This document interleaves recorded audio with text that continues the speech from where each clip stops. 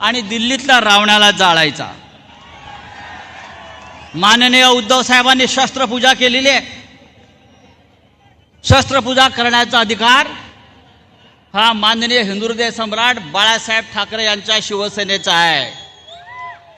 मला विचारलं गद्दारांच्या मेळाव्यामध्ये ते काय पूजणार?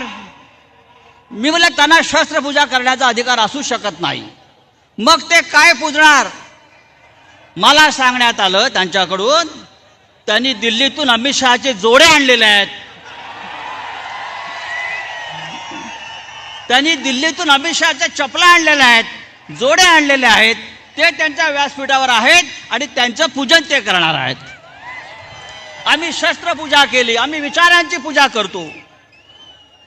हे अमित शहाच्या पादुकांची पूजा करतायत, जो तो आपल्या लायकीनुसार वागतो आणि जगतो।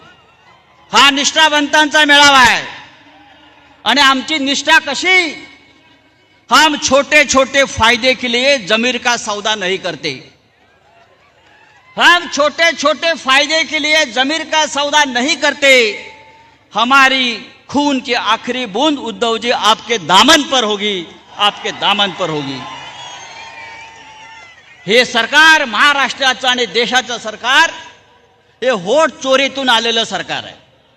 त्याच्यावरती उद्धवजी बोलतील महाराष्ट्रामध्ये होट चोरी, लोकसभेला होट चोरी, शिवसेनेची चोरी, धनुष्यबाणाची चोरी, शरद पवारांच्या घड्याळाची चोरी। मला सांगितलं हे एवढे चोर आहेत, मुंबईतल्या चोर बाजाराचं नाव आता